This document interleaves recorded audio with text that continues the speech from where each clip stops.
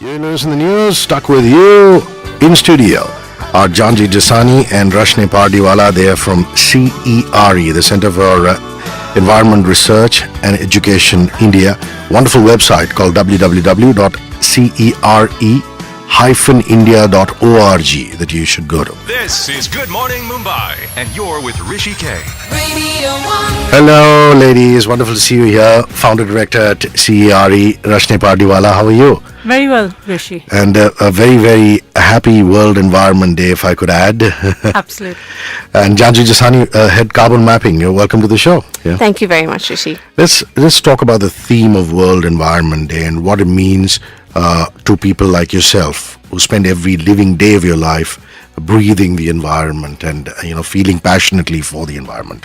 Yeah, so a little bit of background. So sort of World Environment Day, it's a UN campaign basically to raise awareness about environmental issues. And the great thing about it is that it sort of acts as a reminder that comes around once every year and tells us that we need to commit some time, some of our efforts, some of our sort of daily actions towards the environment. We need to keep the environment in mind. And it's great that it comes around every year because I think each one of us needs a little bit of reminder to sort of think about the big picture, the planet. Mm-hmm. What can people do as a corollary to be sustainable consumers? Rashni, would you like to take that? Yes. I think it's important for every individual to remember everything they consume comes from planet Earth. So if they can exercise a bit of moderation in their daily lives, be it with respect to water, be it managing their waste, looking at their energy consumption, I think every individual has an important role to play. Not only once in a year, but every single day. Mm-hmm. I interrupted you while you were in the midst of your monologue on the World Environment Day. So continue. I had to bring Rashni in there. No problem. No, so I was coming around to the theme of this year's World Environment Day. So the theme of this year's World Environment Day is 7 billion dreams, 1 planet, consume with care. And I really, really like this particular theme because it puts the consumer, which is an individual person, at the heart of the campaign. Normally, when we think about environment, the sort of go-to action is, let me blame the government for not having the right policies. Let me blame the big corporations for polluting our rivers and airs and oceans. But at the end of the day, the consumer, with their individual spending power, has a lot of power to make change. They can influence companies on how they produce their goods and their services. They can influence government on policy. And by acting as a sort of collective whole, if all 7 billion people took small little actions, those little actions have a lot of power when put together. And that's the sort of theme behind this year's World Environment Day, which means that every single one of us can really make a big difference if we think about it. Yeah. Okay, we're going to go into song. It's Yves Laroque with Rise Up. This is beautiful, sensitive book that they're involved with. It's called Walk on the Wild Side. From the Center of Environment Research and Education, CERE, are in studio. Janji Jasani and Rashni Pardiwala. Very, very happy World Environment Day to you guys. Thank you, Marlon, Lucy, Miranda, for shouting out and wishing me, and same to you. Lisa, I'm glad you enjoyed Celine Dion. It's a song called Misled, which I just played, Misled by Celine Dion. Which decade? The 90s. Not as well known as My Heart Will Go On and the other big ones, but we do that. We sometimes pick up hidden gems. Okay, let's talk about the book. Rashni, tell us about the people behind the book. Tell us about the motive, and do you have some interesting numbers to share with us? Yes.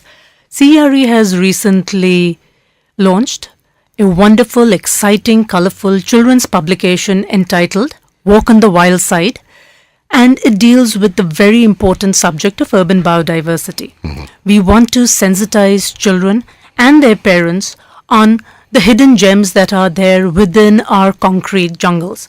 It's important to start recognizing urban biodiversity in our own backyard, and it's important to start conserving. This book has been extremely well received by schools, parents, teachers, and in the past 2 months we've sold over 5,000 copies, and it's available on Amazon for sale. Wonderful. And moving on from that, there's also a very interesting project that you've just seen through the culmination of Janjari, which is India's first carbon-free film. How cool is that? Yeah, how cool is that? So we've been working with director and writer Biswajit Bora on his independent film Aise Ya Jahan. The film's actually got an environmental theme to it as well. But Biswajit approached us about a year ago and said he wanted to basically offset the environmental impact of his film. So we did a carbon footprint assessment of his film and then basically offset that through a tree plantation program that we're doing called Afforestation program. And it's really exciting. One, just because you get to see in the weird ways in which film production uses a huge amount of resources, energy, paper, waste, etc. But also there's a huge potential, considering we're in Mumbai, the heart of the Bollywood film industry. There's a huge potential for this industry to have a positive impact, not just through reducing its own impact, but sending out a message to the millions of people who are watching the films, saying that we care about the environment and this is a change we want to see happen.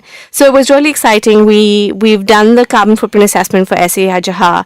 It's India's first carbon neutral film, and we're in the process of offsetting its emissions through tree plantations. We've already planted about 215 trees in Bhiwandi, and the process is continuing. Wonderful. You have any questions for the ladies? It's one space, your query and name to 53650 on the SMS line.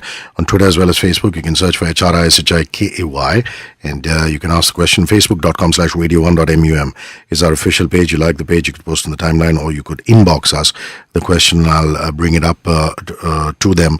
I'm sure they'll be more than happy to answer. There is a gentleman that you said who's been very supportive of the book. And, Absolutely. You can talk about him. Yeah, of course. The book has been dedicated by CERE to our former colleague, late Tina Abraham, who unfortunately passed away last year but was such an environmentalist at heart.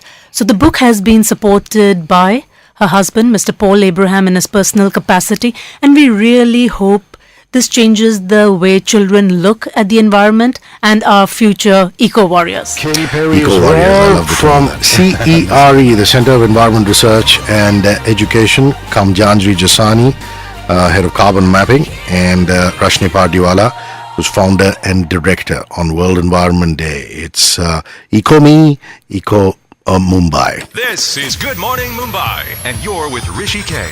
Radio 1. Urban afforestation. I mean, that's one of your pet beliefs, Rashni. Let's start talking a little bit about that. Yes. CERE as an organization is very keen to start greening first Mumbai city and then all the large cities across India.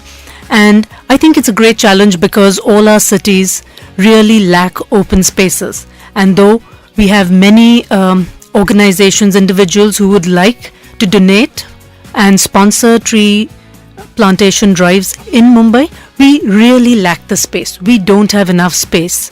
So we're keen that private landowners, I mean, it could be residential buildings, it could be bungalow owners, it could be office complexes, who would come forward, would like to partner with CERE and allow us to grow native indigenous trees on their premises.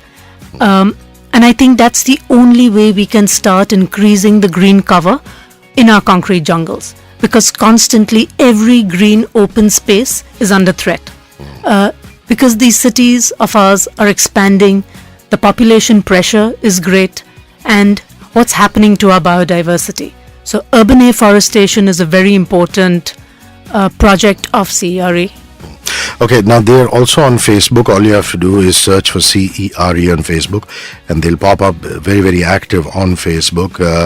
Is there any other way that building societies can get in touch with you? Is there a email they can just write to you directly? So they can, any interested individual can visit our website, drop us an email, and we'll take the conversation forward. So it could be large complexes, anyone with any space, please do contact CERE and we would be more than happy to come and grow the trees for you entirely free of charge. Yeah, just throw out the website, please. www.cere-india.org. So, who's going to talk to me about the biodiversity garden in Alibag? That sounds really exciting. Rashni, come on. Yes. So, essentially, last year we toyed with the idea of creating biodiversity islands, and we created the first biodiversity island in SP InfoCity in Pune, which went on to win the second prize as the most eco-friendly garden, which got us thinking that this is a concept that will be well accepted. Of course. And then subsequently, we were invited to establish a biodiversity garden by the Zilla Parishad of Alibag in Raigad district. So, in this coming year, over 1.5 acres of land, we will be developing a biodiversity garden as a learning resource. We do not want manicured lawns. We do not want exotic gardens. We want to start bringing in our native species. And not only for aesthetic purposes, we want to create these islands as learning resources that can be visited by children, by schools, and they really see biology instead of their textbooks. They see it live out there in our learning centers. Yes, wonderful. And as long as people like you are around, I think the planet, or at least India, is in safe hands. We're going to come back, post the Backstreet Boys, everybody, and Janji is going to talk to us about why it's so important to teach kids about urban biodiversity. The ladies from the CERE, the Center for Environment Research and Education, on Ecomi Eco Mumbai, which is our World Environment Day special. Janjali, what is it that we can teach our kids? And most importantly, you had a very, very important point to make, and I want you to make that right now. So, obviously, we want to teach our kids about biodiversity. Our focus through projects like Urban Afforestation and Walk on the Wild Side and the Biodiversity Islands is about teaching kids about urban biodiversity. Now, environment is such a big word these days. Every kid will know tigers in the forest, lions need protection, rhinoceros needs protection, etc., etc. But look out the window, Rishi, and you will see at least 20 different species of trees just outside your window. And out there, there'll be another 50 different species of birds. And this urban biodiversity somehow completely escapes us. And this is what we want to teach kids about the importance of this urban biodiversity, not just because it's good for our health, but it's also good for the entire ecosystem of the city. These trees sort of clean the air, they provide shade, they provide food for the small mammals that live in them. They reduce pollution. You'll be hearing in the news recently about how Delhi's pollution problem has gotten so insane that people are actually now thinking of leaving the city because it's such a major health crisis. One of the ways we can avoid that happening in the future is to make sure that our cities save their green spaces. And that's really why we want to teach kids about urban biodiversity. The other thing that's sort of important to focus on is that today most of the world's population is moving into cities. They're moving away from areas where kids would be exposed to wildlife and to nature. So how do we keep that connection between children and nature? It's by talking about the biodiversity and nature that they can find within the cities themselves. And that's sort of the second goal of CRE's projects, is to reconnect young people to the natural environment, and by doing that, making them eco-warriors, like Rashni said earlier. And that's something which is another one of your pet passion areas, which is reaching out to children, which is what the book is about, which is what your initiative with schools is about. Mm-hmm. Does that continue? I remember you coming here the last time around and talking about trying to reach out to schools. Absolutely. So we are constantly partnering with schools, either through teacher training workshops, through our publications, and it's important that we start greening our curriculum as well. So absolutely, CRE is working in the field of research and education. Okay, pictures of the ladies are up at HRISHIKY on Twitter as well as Facebook. Please do react to this interview. Maybe you can ask questions right there. Facebook.com/radio1.mum. You can like the page and you'll see them on the timeline and you can react. Also, you could inbox us, ask a direct question on the timeline to one space query named 53650. I think I'll be able to squeeze in one or two more segments. So get cracking, you guys. Waiting for your reactions on Eco Mumbai. Swaroop Banerjee. Wow, a carbon neutral film. World Environment Day. Eco Warriors. He hashtags that. Vivek Golani. Good morning. Thank you all you people who are listening in and keep the messages coming. 94.3 It's actually a Beatles song, Monkey song. Before that, redone by alternative rock band Smash Mouth. World Environment Day special, Eco Mumbai. In studio are Janji Jasani and Rashni Pardiwala. They're from CERE, the Center for Environment Research and Education. This is Good Morning Mumbai, and you're with Rishi K. Radio 1. Well, this is a wonderful financial literacy drive that you're about to start or have started already on your website. And what is the linkage between the environment and financial literacy? Let's talk about that, Rashni. Sure. Another exciting project that we have been working on since the past 6 months has been on financial literacy, where we are partnering with Tata Capital to create a digital e-learning module for school children to understand money, to manage their finances, both of course as children and when they grow up to be adults. And there is a connect between financial literacy and environmental resource literacy, because as a person becomes more financially literate, as they have more money, they make more money, very often it drives consumerism. Sure. And as you become more financially literate, we want them to be more environmentally responsible. We want them to start making important decisions regarding consumerism. So if you can afford 5 mobile phones, the next question you should ask is, do I really need 5 mobile phones, and what would that have an impact? If you can fly across the world, jet set, do you really need to fly across the world and spend all that money, or will you think about your carbon footprint and maybe invest in a video conferencing facility for your company? So financial literacy and environmental resource literacy are linked. And we've been working on this project also because we've been working in the field of education. We need to develop the right pedagogy to get across to children. So there most certainly is a linkage, and it is also in tune with the Prime Minister's goal of making India more financially literate and also reaching out to every Indian through the digital medium and making India go down the digital pathway. There's no doubt that going down the digital pathway is where the future is. We face that on a daily basis, connectivity problems and this and that. So, you always have to supplement it by activations on the ground. That's also going to happen as far as this is concerned? Oh yes, absolutely. This program is not only for an urban child that has access to high net internet, it's also for rural India. We will be creating specialized modules. We've already started thinking about what if a child does not have access to an online medium.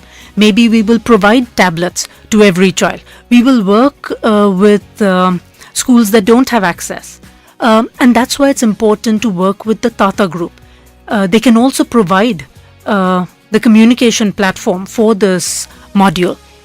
So most certainly, we want to reach out to every child, every citizen of India. And we hope that this module is so good that it's not only restricted to children, because very often adults are not financially literate. Do we really utilize our money well? Do we make the right choices? When we go into schools and we talk to teachers about introducing this program to children, and very often we have a teacher who says, I still don't know how to read my pay slip. Can I do the module myself? How sweet.